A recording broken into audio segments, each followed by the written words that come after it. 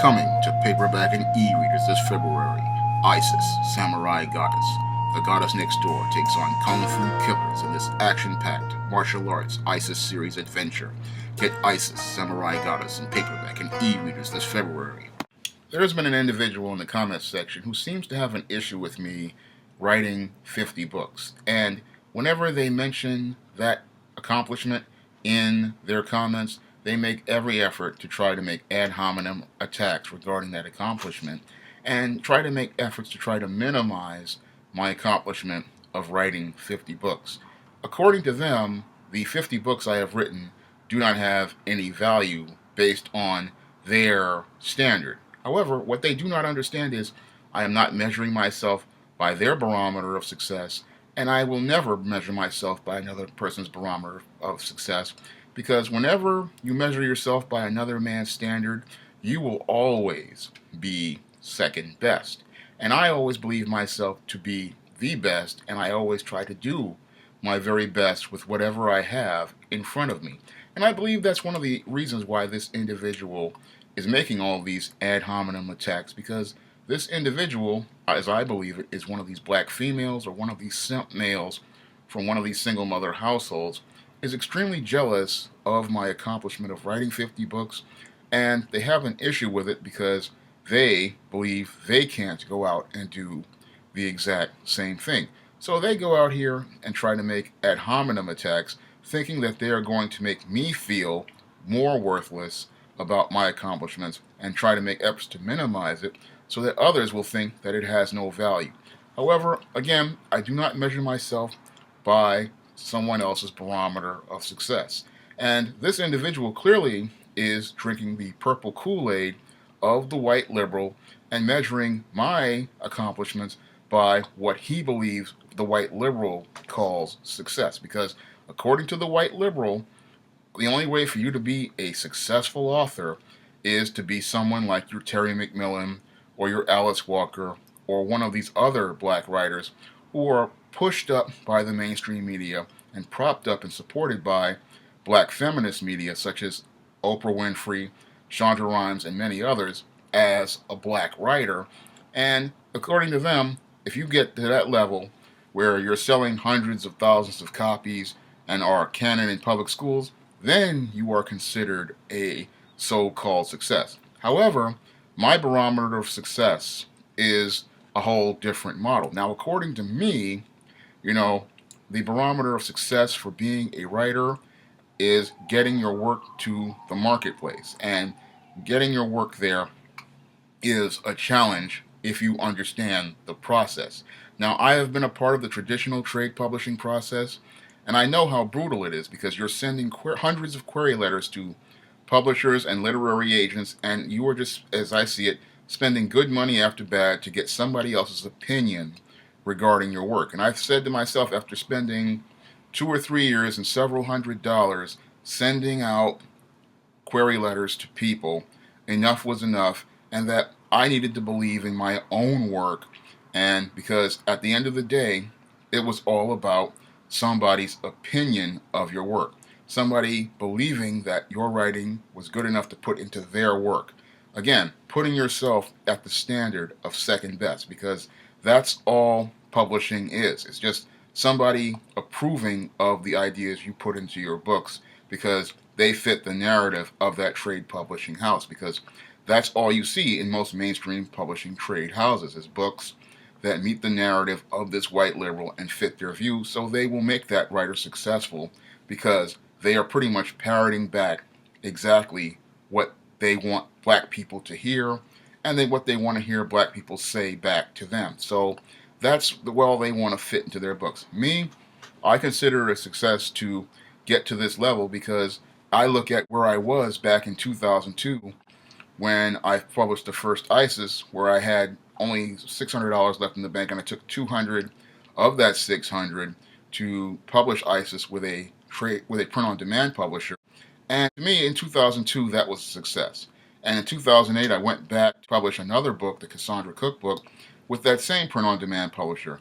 However, when I got ready to do All About Maryland, I decided to change the game because I said to myself, it's nice that I want to do things with this print-on-demand publisher, but they're not going to be able to meet my standard for formatting this book because it was a screenplay book. And when I went from there, I decided I was going to start working on my own stuff because I wanted to make sure that the book met a certain standard for quality. Because when I do a book like when I wanted to do with All About Maryland was make screenplays easy for a new reader to read and to understand. So I wanted the book to be formatted and laid out in a certain way. So that was one of the reasons why I started the SJS Direct Publishing imprint, in addition to having a place for my mission to grow, because I wanted to write positive stories about the African American experience, and I wanted to write diverse stories about the African American experience and explore those parts of African American culture and African American genres that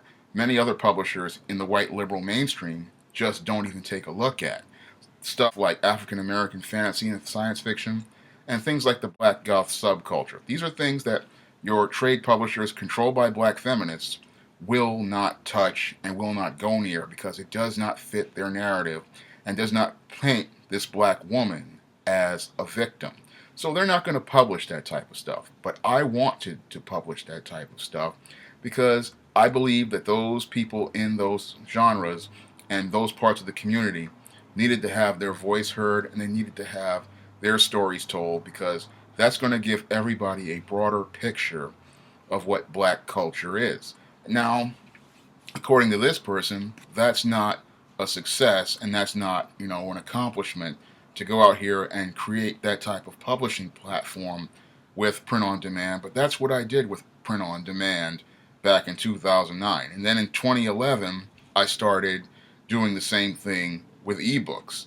And I started taking my catalog and bringing it over to the ebook marketplace in 2011 and 2012 to further, expand the SJS Direct publishing imprint. But to this person, that's not a success. And what they do, again, do not understand is how much work goes into one book, because just to write one book is a lot of work, because you have to spend sometimes years doing research on a book, like I did with Spellbound, where I took 3 years of my life learning about the goth subculture so that I could tell a story about an African American goth. Or when I do with other books, like in the ISIS series, where I spent years doing research about Egyptian mythology and African American history, so I could fuse the two into a story that African Americans could look at and say to themselves, oh, Egyptian gods were black and they were a part of black culture, and it fits seamlessly. So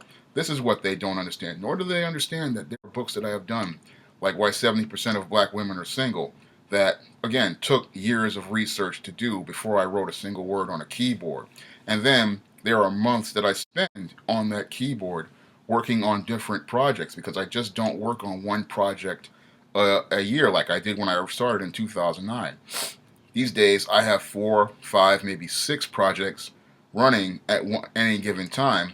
And the reason why I have 4, 5, or 6 projects running at any given time is because any publisher understands this one fact. Almost 90% of the books that are published by a trade publisher pretty much fail to get an audience. So you're going to go out here and you're going to publish, well, a lot of books, because you know that maybe one book may not sell as well as the other, and the one book that you put out, the other book that you put out here, may make profits where the other one that didn't sell, you can recoup the losses on that book from the sales of the book that does sell. Because, well, in the publishing market, it's like this. There are books that sell very well, and then there are books that pretty much die. And there's nothing else you can do about that except publish a large quantity of books to get the sales from one book to pay for the loss on the other books. And this is something many of these Afro-American Negroes just don't understand about the publishing business, that no one publisher is just going to publish one book. And they're publishing multiple books because they want to get sales from multiple audiences, and they want to make sure that they, again, recoup those losses on the books that don't sell with the books that do sell. So having one book out is not constructive for any publisher. Moreover, it is not constructive for any writer, because when it comes down to books, books get old over time. For example, with ISIS that I published in 2002, that book is now 15 years old. So I have to publish books in an ISIS series so that readers don't lose the character and don't forget the character, and the character doesn't become outdated. So when I'm publishing an ISIS series, it is to keep the character relevant. It is to keep the readers interested in the character and allow entry points for new readers to come and discover the character. That's what an ISIS series was supposed to be about, and that's why I publish an ISIS series, because I do not want the reader to sit there and go, oh, that book is from 2002, that book is 15 years old. That may be something of a nice point for an intellectual, who's teaching in one of these colleges, but that's not constructive to a publisher, because new readers are going to look at the date on those books and go, that's an old book. That guy's talking about something old. The new reader wants to see something from today, and they want to see something fresh to them, because they don't want to come into a book that's old, from 15, 20, 25 years old. And the publisher, just can't rely on that title anymore, because that's a backlist title. And a backlist title, yes, it gets sales, but you'll want to have front list titles as well so that it can sell the backlist title. So I know what I'm doing here when I publish 50 books, because I understand that new books sell older books, and older books may sell newer books. It is a business model. And this is something, again, many of these detractors of mine do not understand about the business of publishing, because they are just thinking from their frame of reference, which is the same frame of reference that the white liberal has, that this black author, like a Terry McMillan or an Alice Walker, is somebody they need to consider important because they publish one book. And that's not how the business works. In order for a writer to establish an audience, they have to publish more than one book, and they have to be able to publish in more than one platform, because really good writers write in more than one platform. They have a skill set, and they can write different things. Like I can write different things. I can write a fiction novel, a serialized story like the ISIS series, or I can write nonfiction like the Simp series, and I can write in different genres, and I can also write screenplays. And I can write in different genres because I've learned the models for those genres, I've learned the paradigms for those genres, and I can take different skills and adapt them for different types of stories, and even for things like blogging. And that's a skill set, because a writing is a craft. And this is something, again, many of these detractors of mine do not understand, that writing is a craft, and a writing craftsman can write more than one type of thing, and they can pretty much make all of those materials fit within a consistency and have a consistent standard for quality in terms of final product. And when people look at my work in terms of quality, it's pretty much consistent. All the storylines are very solid. All the characterizations are very solid. People can follow the storyline from beginning to end in a logical fashion. And this is something people have told me about all my works. And yes, there may be a grammatical issue here and there, but that is something that's going to be in any book. But the overall structure of my work is always solid. So when these detractors come to me talking about, oh, you only wrote 50 books, well, again, understand the accomplishment of writing one book, and understand the work that goes into writing one book, and you'll understand that, for a guy to write 50 is a major accomplishment, especially in 8 years.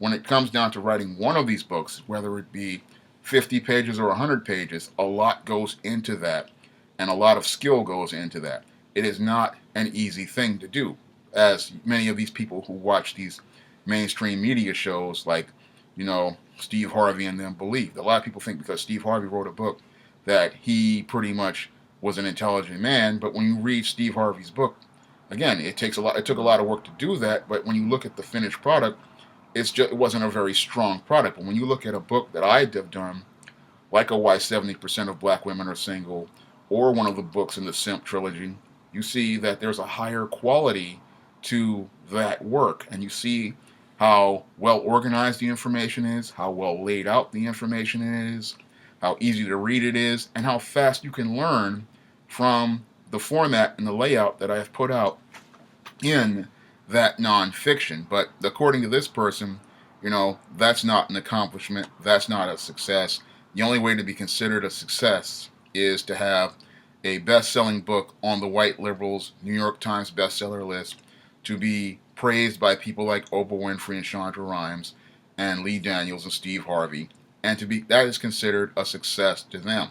However, when you really start to peel back the layers of that success and that barometer that they're measuring it by, all that's being presented to them is someone who is just a flunky and fits the narrative of the white liberal, promotes the narrative of the white liberal, promotes the views of the white liberal, and continues to provide crack Kool-Aid from the crack purple cup of the white liberal to these Afro-American Negroes, telling them that this is success, this is the barometer of success, instead of measuring themselves by their own standard. Now, I measure myself by my own standard because I have a standard for what I want to accomplish and what I want to achieve. And when I look at the work that I have done, I am following that standard. That's how I go out to achieve something. That's how I go to accomplish something. This is going to meet my standard for success.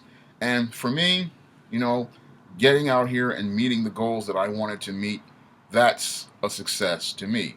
When I wrote these 50 books, I wasn't even looking to write 50 books. In the beginning, in 2008 or so, I was just looking to get the 3 manuscripts that I had sitting in a box published and printed, and that was going to be about it. But over the last 8 years, I have gone beyond that, achieving goals that I didn't think I could achieve, like starting that ISIS series I planned in 2002, writing about men's issues extensively, and writing several nonfiction books about men's issues, such as the Simp trilogy, the original Simp trilogy, Stop Simping, Why Men Don't Need Finance to Get Romance, Manginas, The Misadventures of Captain Save-A-Ho, and the Why 70% of Black Women Are Single, and Stop Simping in the Workplace. A lot of those books I didn't even think I would have ever written. And I never thought I would have written about the African American Goth subculture in Spinsterella and Spellbound. Never thought I would have wrote about that. But this is what happens when you go by your own standard and move yourself forward and keep moving yourself towards the next level. You wind up doing things you never thought you could possibly do, and you wind up going places you never thought you could possibly go. Not following some road to so-called mainstream success. Now, this same individual says, "Oh, you published all those books, but they don't really sell." Well, it's not about how many they sell. It's about who you sell them to. Now, I've had several books, get 1,000 downloads on smash words like Manginas and Misadventures of Captain Save-A-Ho, and in a couple of weeks, maybe Spinsterella may be hitting the 1,000 download mark. And I've had A Recipe for Success, which is the first book to get the 1,000 downloads. And I've also had books that did pretty well, like The Thetas, which was about this black sorority, which was a very strong selling book, and several ISIS series books that have done fairly well. But it's not about selling 1,000,000 copies. It's about reaching people with one story or reaching people with one blog. And this is to me is a barometer of success. Now, yes, I would love to have the money from the sales of a best-selling book as considered by that standard. Yes, I would like to have some sort of movie deal from a book. That would be very nice to have.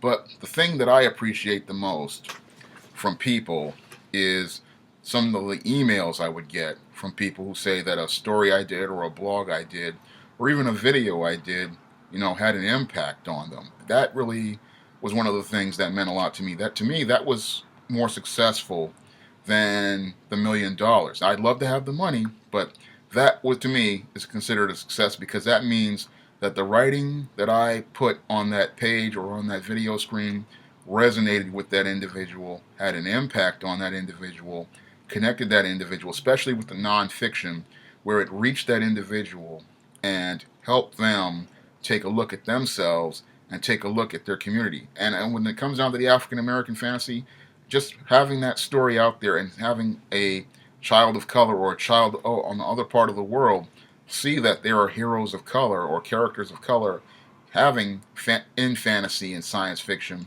that meant a lot to me because to me that's a success as well, because when it comes down to things like science fiction and fantasy, oftentimes kids grow up their entire lives believing that there is only white characters in science fiction and fantasy.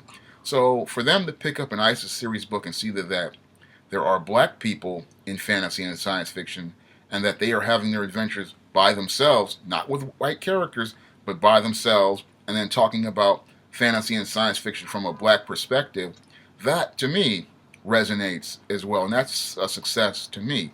Just getting these books to the marketplace, as I see it, is a success. And to be able to reach people all over the world with those books, that's a success. And to me, that's a tremendous barometer of success, to say that, I was able to do a lot of this with God's help and using the limited resources I've had, over the last couple of years. Because again, I have been out of work for 8 years, and again, to write 50 books in 8 years while I was unemployed, still looking for work, again, that's a major accomplishment to my standard. Because most guys, I remember being back about 2004, 2005, when I was writing Cassandra Cookbook and Temptation of John Haynes and All About Maryland, and I had an old Dell Inspiron laptop, and I didn't have that type of money to even try to do these things, and I barely even had the internet access to do it with a 56K modem, and I was living on somebody else's thing. Now I'm doing things for myself, and I consider that to be a blessing in and of itself, because to be able to go to provide these books and publish these books, that to me is a success, considering my limited income and limited resources. But, according to the Negro, who follows the narrative of the white liberal, this is not a success, because it's not being promoted in the mainstream media. It's not making millions of dollars, and you cannot come to me talking about, he's going to book signings, he's got bling and all this stuff, and he's a big shot. That's what they would consider a success.